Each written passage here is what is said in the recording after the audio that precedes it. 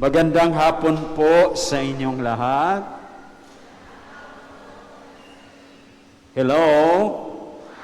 Hi?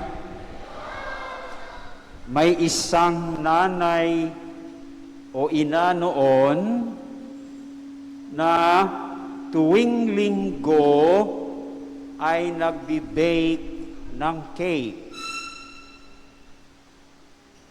para sa kanyang pamilya at isa pang extra na cake.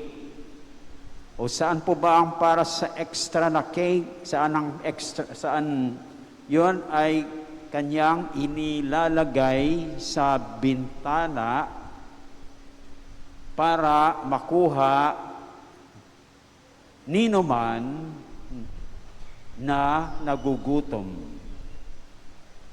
So tuwing linggo, isang kuba ang dumarating at kinukuha ang cake. So kung kinuha na nga niya yung cake, kaya lang walang pasalamat. Kaya maraming linggo ang lumipas, ganun din ang nangyayari. Kinuha ng kuba ang cake nang walang pasalamat. Kaya isang linggo, ang ina na ito ay nakaramdam ng inis. Nasabi niya sa kanyang sarili patungkol dun sa kuba, wala man lang salita ng pasasalamat. Hindi man lang sinasabi, oy, salamat sa cake. Ngayon, isang linggo ay talagang galit na itong ina. Kaya sabi niya, didedbolin ko na ang kubang ito.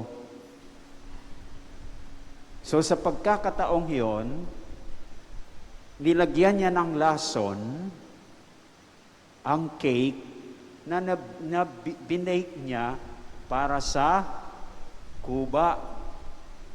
Pero habang ilalagay na niya sana yung cake doon sa bintana, nanginig ang kanyang mga kamay. At sinabi niya sa kanyang sarili, ano ba itong ginagawa mo?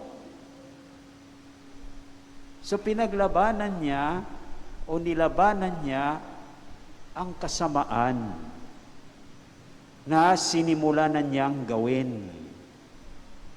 At napagtagumpayan naman niya, paano? Itinapon niya yung cake sa apoy.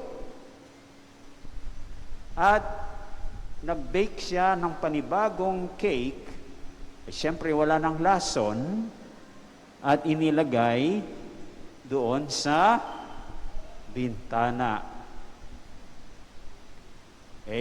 Gaya ng nakagawian, dumarating yung kuba. Anong ginawa ng kuba? Kinuha rin ang cake. So, ngayon, sa pagkakataong ito, hindi na nagpa-apekto yung ina. Hindi ba galit na galit siya? Sumawa ang loob, nagkakaramdam ng inis. Pero ngayon, sabi niya, hindi na ako magpapa-apekto. So, bagkus, sa halip, ipinagdarasal na lamang niya ang kanyang anak na umalis sa kanila para hanapin ang kanyang magandang kapalaran. Ngayon, nang kinagabihan ng linggong iyon, ang laking gulat ng inang ito nang makita ang kanyang anak matapos niya buksan ang pintuan. At nakita niya ang kanyang anak na mukhang gutom na gutom at nanghihina. So ipinaliwanag ng kanyang anak na lalaki na habang siya dahil sa gutom, siya ay bumagsak sa daan. So bumagsak siya sa daan. No? At sa pangyayaring ito, may dumaan na isang kuba. Ito yung kuba na kumukuha ng cake. Sa kuba, nagmakaawa siya, nabigyan siya ng makakain dahil gutom na siya. Ay dala-dala nung kuba yung cake, so ibinigay niya ngayon doon sa lalaking bumagsak sa daan. At sinabi pa niya sa kanya, maswerte ka dahil araw ng linggo ngayon at ako'y mayroong cake. Kaya binigay ko na yan sa iyo dahil mas kailangan mo yan. Aba, nung marinig yon ng kanyang ina, alam ninyo kung ano yung nangyari?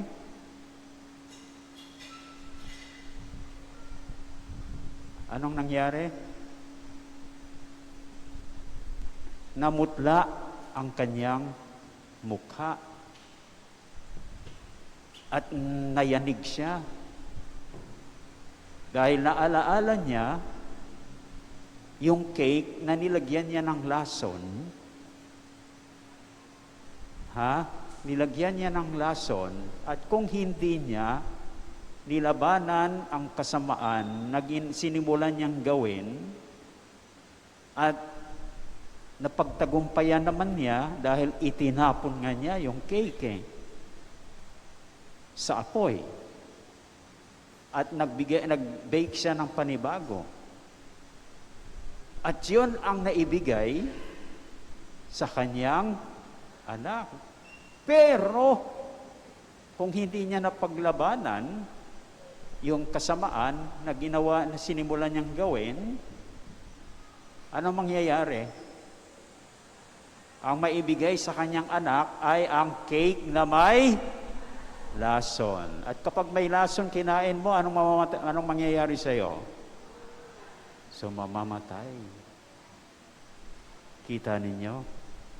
So dahil nilabanan niya ang kasamaan na sinimulan niyang gawin, naligtas ang buhay ng kanyang anak.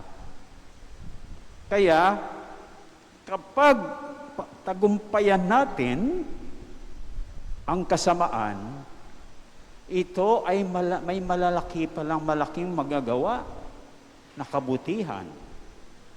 Agree kayo? Di ba maliwanag yan sa istorya? Kaya dapat paglamanan nga natin, pagtagumpayan ang kasamaan. Pero paano? Una, siyempre tularan natin yung ina. Anong ginawa ng ina? Nilabanan niya ang kasamaan at napagtagumpayan niya. Tingnan natin yung mga pagbasa ngayon. Ngayong ika-10 na linggo sa karaniwang panahon. Mayroon bang sinasabi ang ating mga pagbasa kung paano pagtagumpayan ang kasamaan? Yes or no? Sa unang pagbasa, anong unang pagbasa mula sa aklat ng Henesis? Mayroon bang sinasabi diyan? Ilan? Mayroong 3. Pero babanggitin lang natin yung 2. Yung una ay yung kabaligtaran ng ginawa ni Adan ayon sa kanyang sinabi sa Panginoon. Dahil tinanong siya ng Panginoon, nakakain ka ba ng prutas na ipinagbabawal? Anong sagot ni Adan? Kasi pinakain ako ng babaeng ibinigay mo sa akin. So dito nakita natin na si Adan ay nagpadamay kay Eva. Ibig sabihin, kung anong ginawa ni Eva, gayon din ang kanyang ginawa. Kaya para mapaglabanan natin ang kasamaan, ay huwag tayong magpadamay. Amen? Ikalawa, kabaligtaran ng ginawa ni Eva.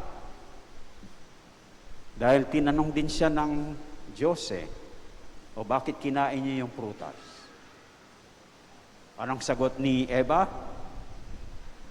Mangyari kasi, nilinlang ako ng ahas, kaya ako'y natuksong kumain.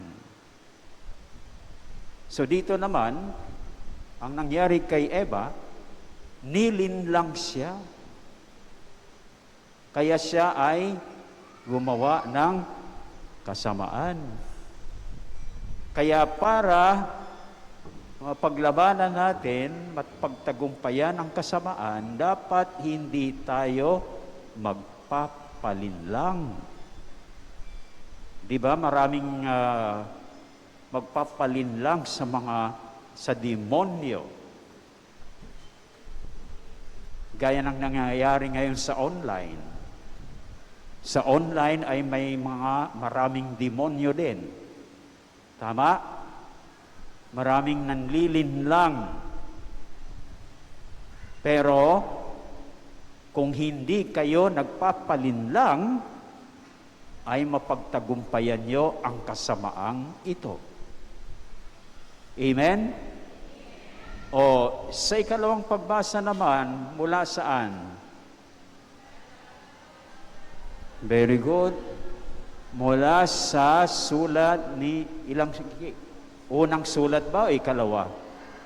Sa ikalawang sulat ni Apostol San Pablo sa mga taga-Korinto. Ano naman ang sinasabi diyan para mapagtagumpayan natin yung kasamaan? Nasasabi diyan, ipako daw ang ating paningin sa mga bagay na hindi sa mga bagay na nakikita, kundi sa mga bagay na hindi nakikita. O saan ba yung mga bagay na nakikita? Saan? Saan yung mga bagay na nakikita? Dito sa mundo.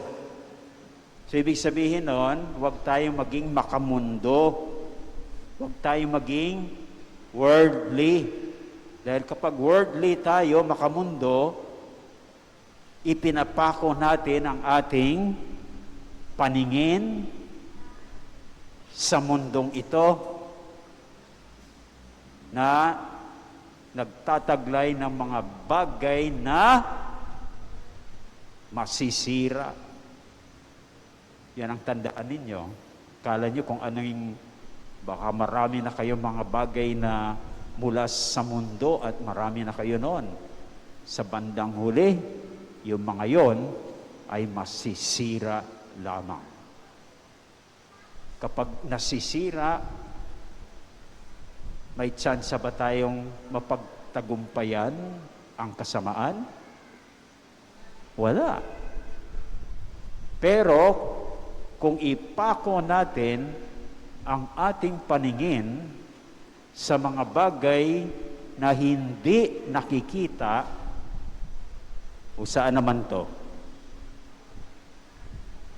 Saan yung mga bagay na hindi nakikita? Sa langit. Doon sa ating tahanan, sa langit. Yan ang isang halimbawa dyan. Na ginawa ng Diyos. Dahil ginawa ng Diyos, hindi masisira, kundi dahil magpakailanman. Kaya kapag ipinako natin ang ating tingin sa mga bagay sa langit, lalong-lalo na sa ating tahanan sa langit, at makararating tayo roon, sigurado na po ba ang ating pagtagumpay laban sa kasamaan? Opo, nandun na tayo eh. So yan. At ayon sa Ebanghelyo, mayroon bang sinasabi kung paano natin pagtagumpayan ang kasamaan? Mayroon. Paano daw? Tumalima tayo sa kalooban ng Diyos at hindi ang kalooban ng demonyo. Bakit? Ano bang nangyayari kapag tumalima tayo sa kalooban ng Diyos? Tayo ay nagiging kasama sa Kanyang pamilya. Tayo ay magiging ina o ama, mga kapatid na babae, kapatid na lalaki ng ating Panginoong Jesus. Kapag kasama natin ang Panginoong Jesus, mapagtagumpayan ba natin ang kasamaan? So, hindi tayo pababayaan dahil kasama tayo sa pamilya, no? Kaya tumalima tayo sa kalooban ng Diyos at siguradong mapagtagumpayan po natin ang kasamaan. So, bilang pagbubuod, pagtagumpayan natin ang kasamaan. Paano? Una, ayon doon sa istorya natin tungkol sa ina, anong gagawin natin? Paglabanan. Sa unang pagbasa mula sa aklat ng Henesis, anong gagawin natin? Huwag tayong magpadamay. At ikalawa, huwag tayong magpapalinlang. At ayon sa ikalawang pagbasa, ipako natin ang ating paningin sa mga bagay na hindi nakikita at ito ay nasa langit. At panghuli, tumalima tayo sa kalooban ng Diyos at hindi yung kalooban ng demonyo. At kung gagawin natin ang mga ito, anong mangyayari? Pagtagumpayan natin ang kasamaan sa ating buhay. Amen?